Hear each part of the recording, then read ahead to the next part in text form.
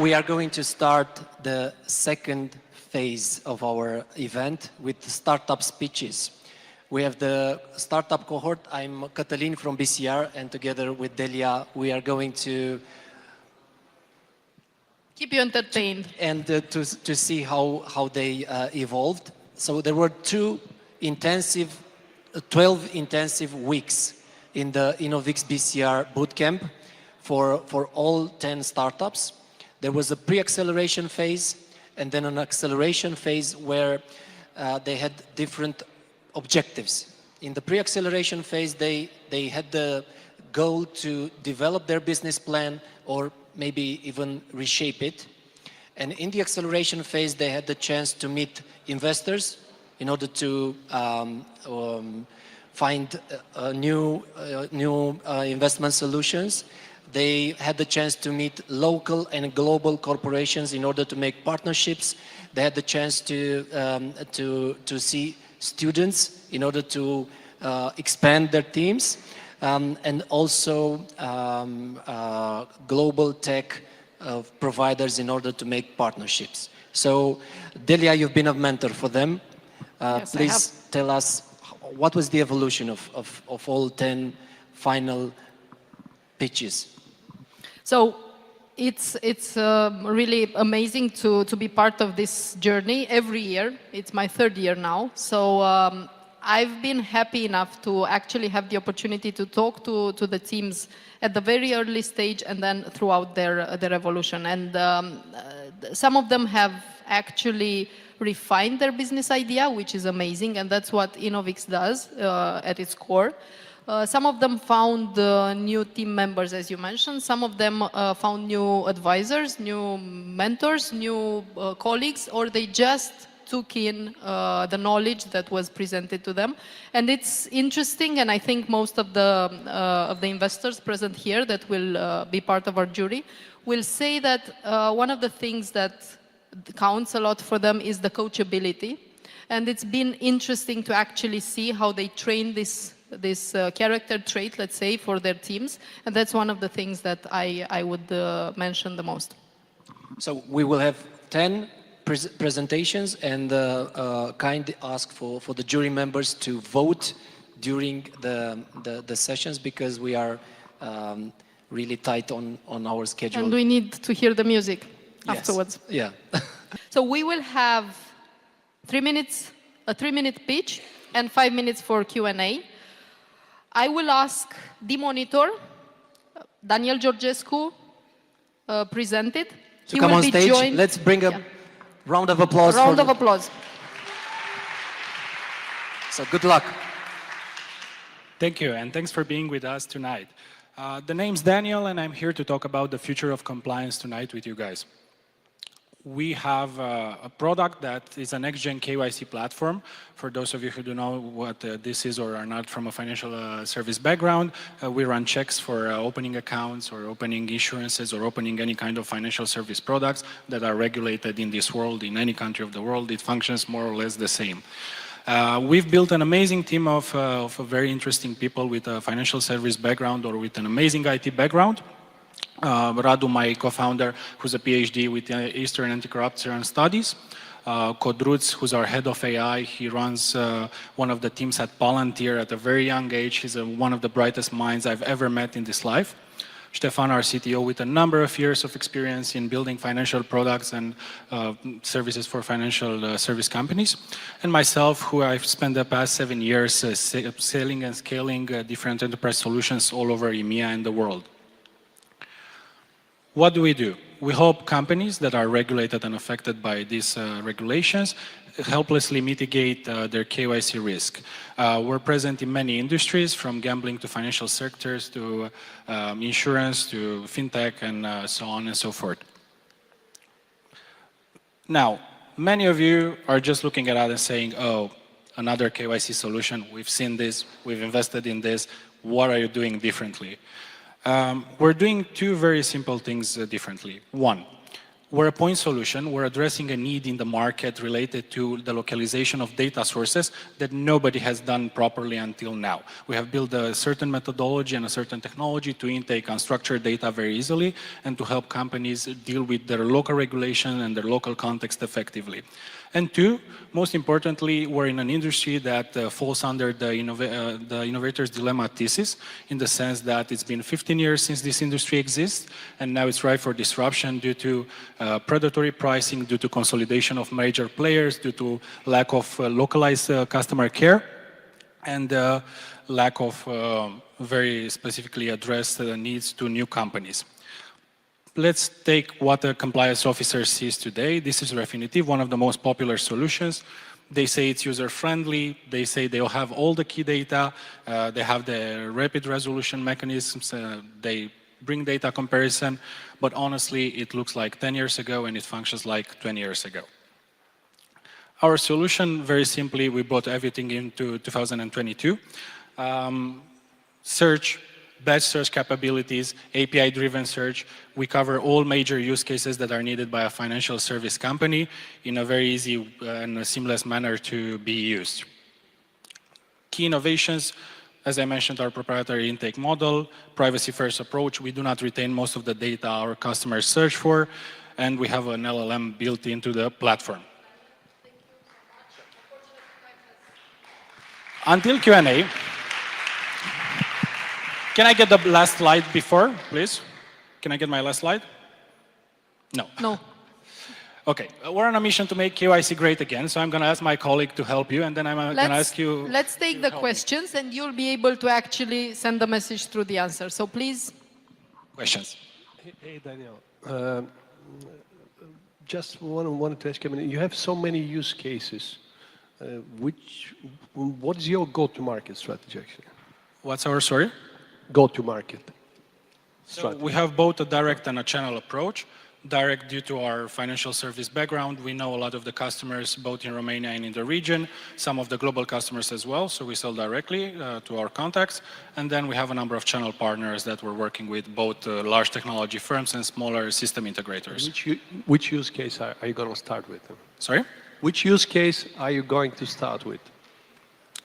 The compliance and checking of opening accounts, credits, and checking of a batch of customers that banks, insurance companies, and financial service companies generally need.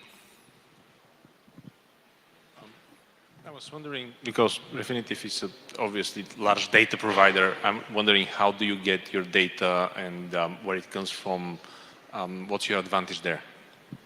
So we have built a number of technologies. We have taken some technologies from the market, and we have a data team that does things faster and easier than all the players on the market, especially with the experience they have on Eastern European markets, which have a lot of unstructured data. So we use a combination of scrapers, a combination of tracking tools, and of proprietary algorithms to actually monitor data sources, take them effectively, and input them into the platform as fast as possible, plus a four-eyed approach into our data team so we can make sure the data is right, verified, and properly checked before it gets shown to customers. I'm curious about your USPs, because majority or probably all of your clients you are aiming to already have some solution. So how are you going to replace their current solution? So, key things. We reduce false positives because we have very good data from the local markets. Most of the false positives in this industry, which is a huge issue, are generated by the fact that companies use international data sources that do not have a local presence or focus. They just don't make the investment for those customers. So we do that. Second, we have a privacy-first approach. So if you want, the searches that you do are private. You just use our API. We do not retain any of the search data, which sits very well with compliance, IT security, and so forth. Third, we are cheaper.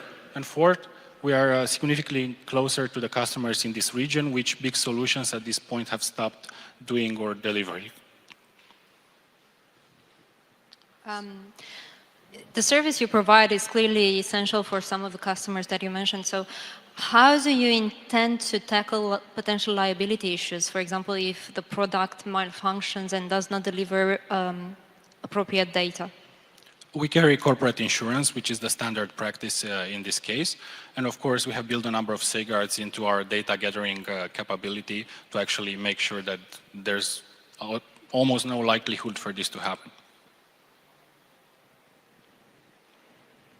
Haven't seen anything on your traction until now. We have 10 customers. We're closing in at 100K ARR this year with an EBITDA margin of 60%.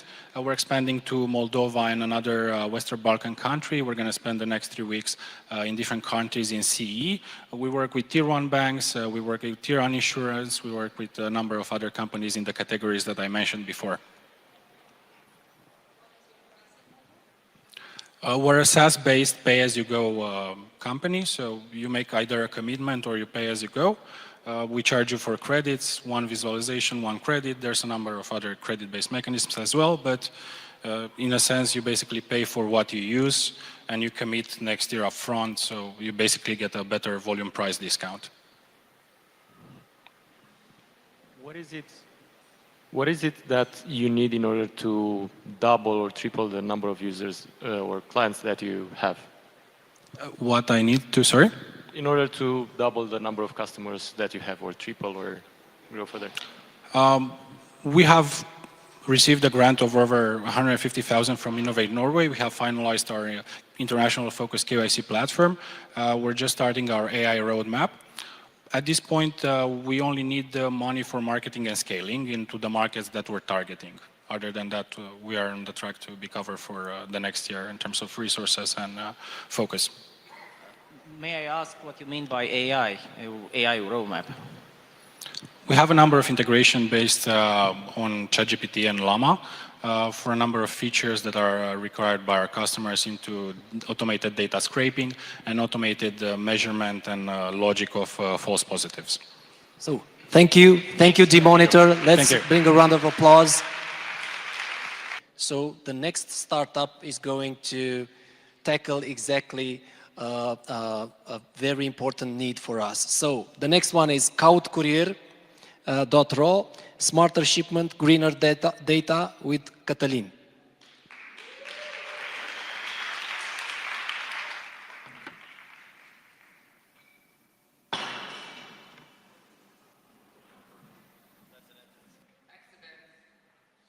Accidents always happen.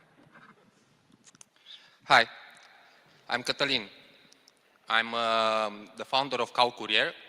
Our mission is to help companies embrace a sustainable strategy for reducing their CO2 footprint through real-time monitoring of shipments while cutting costs, improve efficiency, and increase productivity. Did you know that 10% of the items sold by e-commerce platforms are returned to the seller due to the damage of the products by mishandling or transportation? That is over $120 billion in merchandise value only in 2022. 2.8 kilograms of CO2 is generated every single time a shipment is returned to the seller. According to annual report of EMAG from 2022, they had 5.3 million returns. That equals around 15,000 metric tons of CO2, which means around $800,000 in the cost of CO2 footprint. To tracking location and security, we can reduce the number of lost or stolen packages with more than 90% and the WISMO calls with over 50%. Monitoring shock, free fall, tilt, temperature, and humidity, we allow e-commerce platforms, courier and logistic companies to address and inspect any damage to the products before it reaches their customer. And we can reduce the number of returns due to the damage with more than 90%. In conclusion, our unique value proposition is very simple. We make your shipment smarter and greener so that you can cut costs, improve efficiency, and increase productivity. This is a snapshot with our product, the Trax Smart Tag. We have a subscription model for it, and we are using Courier Marketplace as a vehicle for our GTM strategy. We have a big opportunity ahead because the global market of real-time location system is growing from 3 billion euros in 2020 to 9.5 billion euros by 2025 at a CAGR of 25%. Since we started, we validated our marketplace solution with more than 50 businesses, delivering over 8,000 packages and having a total revenue of over 23,000 euros. Imagine that through this GTM strategy, we are the first ones that can put a smart tag on those packages. And we are partnering with KLG, Courier, Orange, and Evomag for pilot testing our smart tag solution. Our goal is to have a full functional platform by the end of this year, and we are looking for a strategic partnership and investment that can help us scale in Romania and strategically move towards Western European markets. The team is formed from Flavius, an experienced software architect. He already developed Hailride apps like YCAP. Călin, he's a master in prototyping and hardware.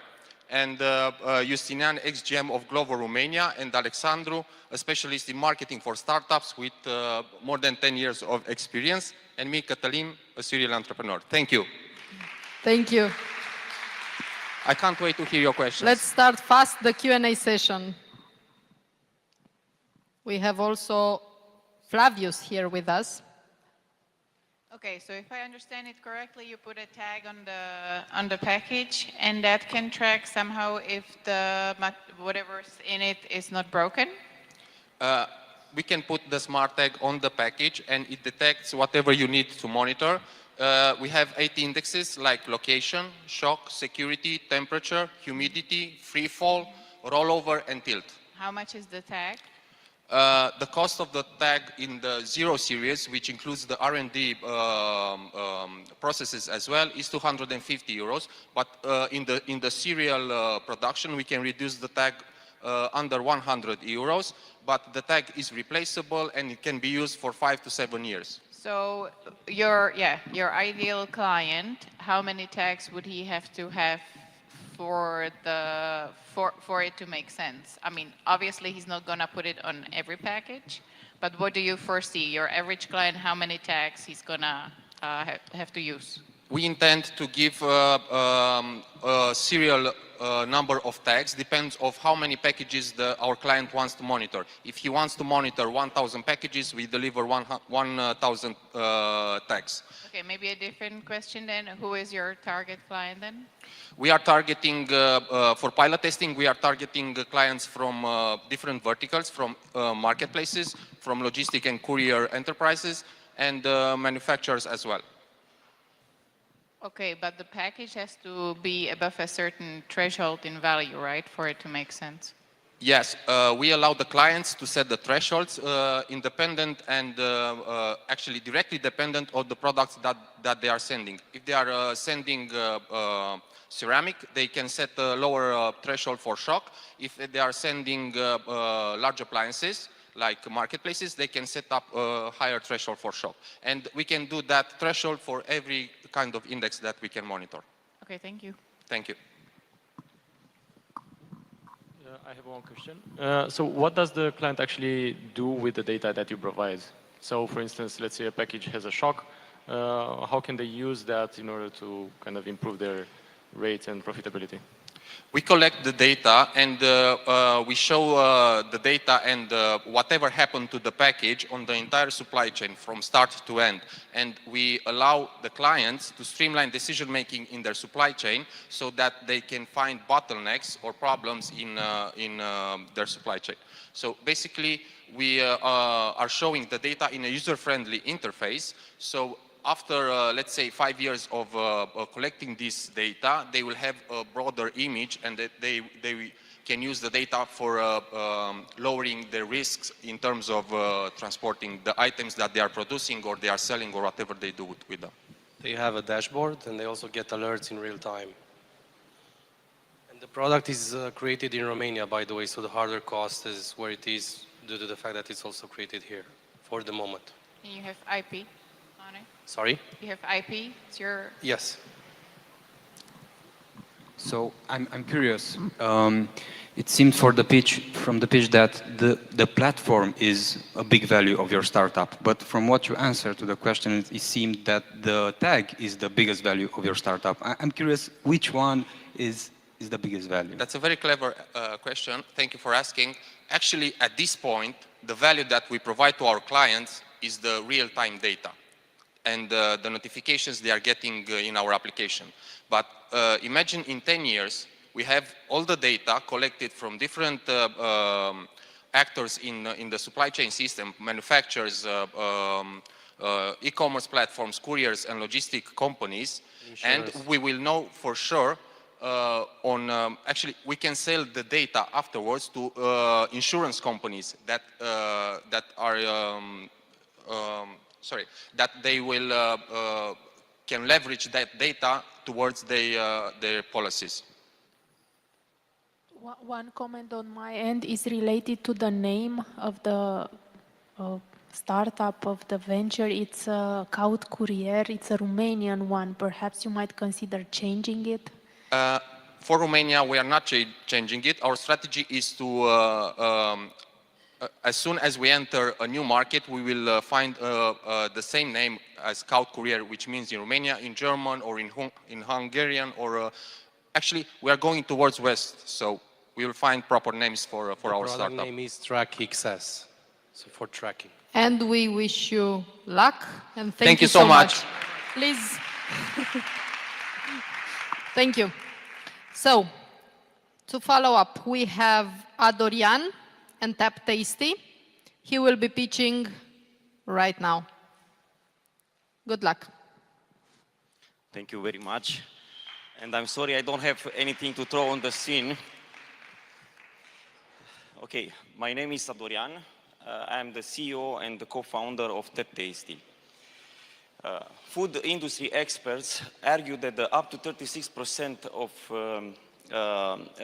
commission taken by the delivery platforms is being considered as very harmful to the restaurants. They say that acquiring a new customer can cost 7 to 10 times more than increasing the ordering frequency to an existing one.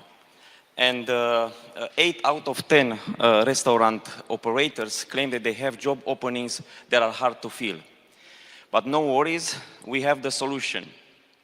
We help restaurants build their own client base and then generate non-commission sales through branded mobile apps and websites. We help them increase their ordering frequency through automated marketing campaigns and loyalty programs. And lastly, we are offering in-store self-ordering to help them operate with fewer employees. But we didn't stop here. And in this evening, for the first time at InnovX-BCR Demo Day, we are going to introduce to you the future of food service. Please meet our ordering assistant powered by AI and NLP. Hello. Welcome to InnovX-BCR restaurant. My name is Anna, and I'm here to assist you with your order today. May I take your order, or would you like a recommendation from our menu? I'd like something spicy, please. Certainly. If you're in the mood for something spicy, I can recommend the following options. Diavola pizza, 450 grams, with a spicy kick from the pepperoni, priced at 37 RON. Beef cheeks with sautéed vegetables, 250-180ths of a gram, which are tender and come with a bit of a spicy edge, priced at 71 RON. Slow-cooked pork ribs with baked potatoes and roast salad, 400-180ths of a gram, which have a delightful spicy glaze, priced at 69 RON. Would you like to order any of these, or can I assist you with something else? Yeah, I would like the beef cheeks, please. The beef cheeks with sautéed vegetables have been added to your order. Tap Tasty is already validated by important brands here in Romania. We are offering a subscription-based model starting at only 99 euros per month, and we are aiming to sign 1,500 restaurants by 2026. We have the perfect team, the perfect mix of people in order to turn Tap Tasty into a success. And for that reason, we are looking to attract an investment to help us scale internationally. Thank you very much.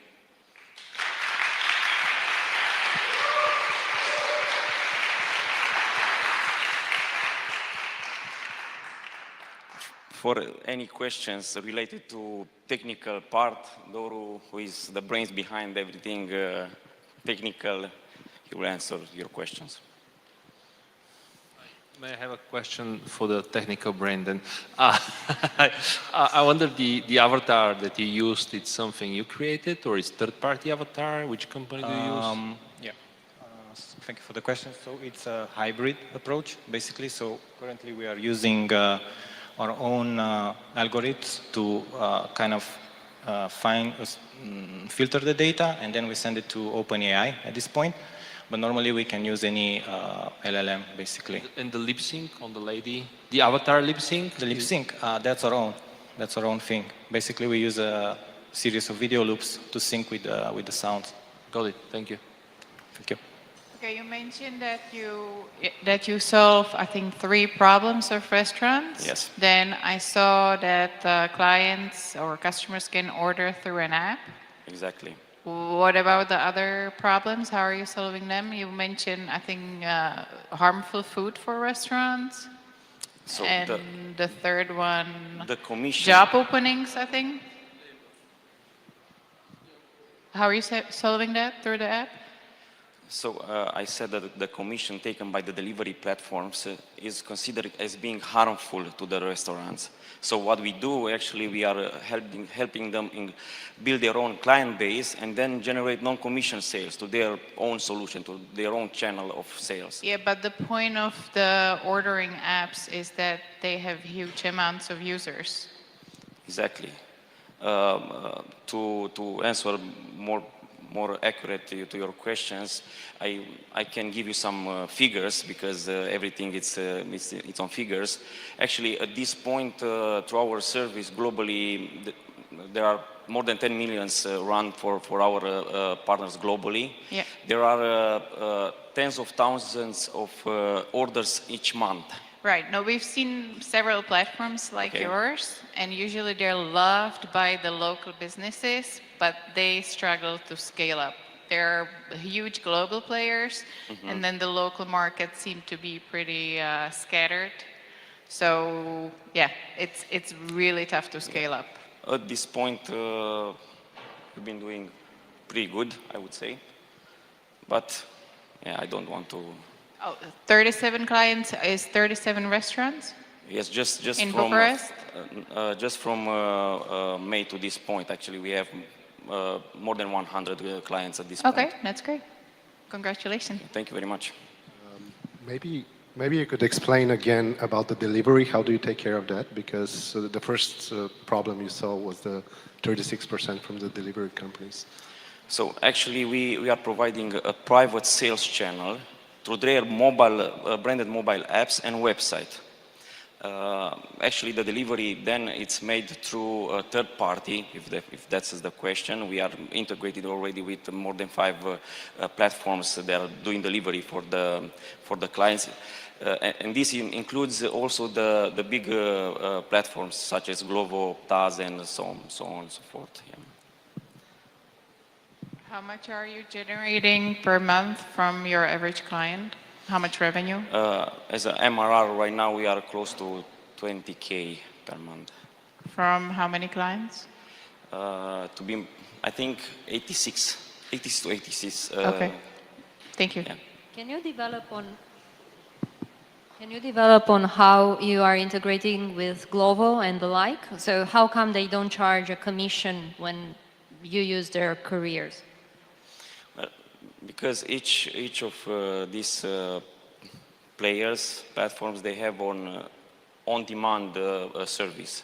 So if I got the question right, they have a separate service. For instance, if someone comes, a platform comes to a restaurant, I want to make a business with you, and say, okay, but what am I going to do with the orders that are coming to the mobile phone, through the, I don't know, other sources? And they say, hey, we are going to take care of that on the other service. I don't know if I answered your question. I didn't understand how you save on the commission from these platforms, from Glovo and the like, on the courier part.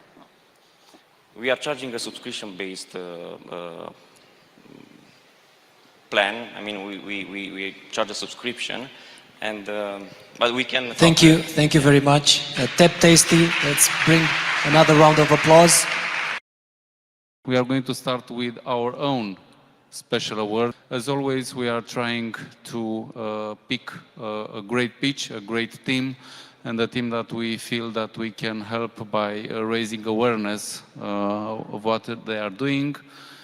So I hope you are going to monitor what we are doing at Ziarul Financiar, and the winner is the monitor.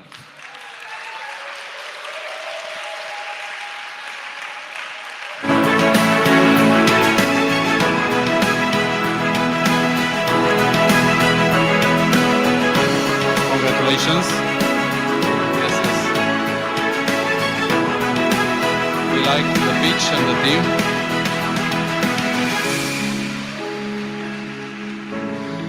Great.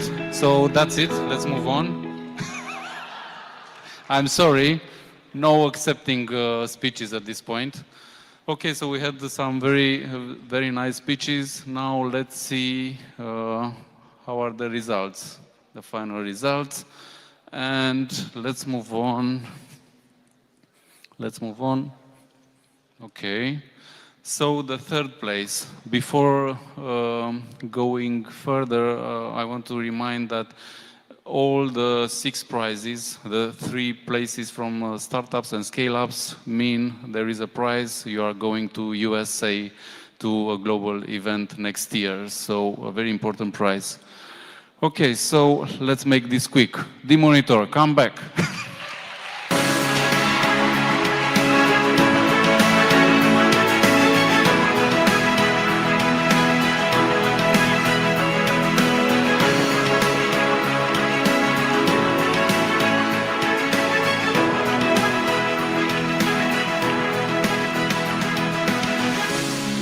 Congrats.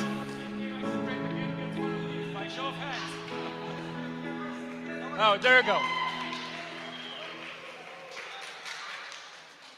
Okay, thank you and congrats, and keep an eye on Ziarul Financiar. You are going to see a lot of the monitor there. Okay. I'm going to make this quick, really quick. Who's hungry? Tap tasty.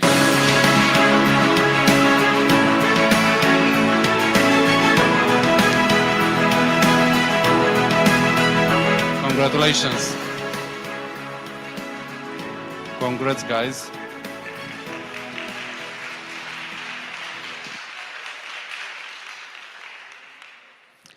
Do not worry, you are going to see all the startups at our show. And now, because we have time and there is no pressure, let me tell you, we at Ziarul Financiar started 25 years ago, and it was a rainy day in November, and okay, I'm just joking, and it was Black Friday a few days ago, and what does Black Friday mean? Who are we waiting? Who are we looking at? And the winner is South Korea.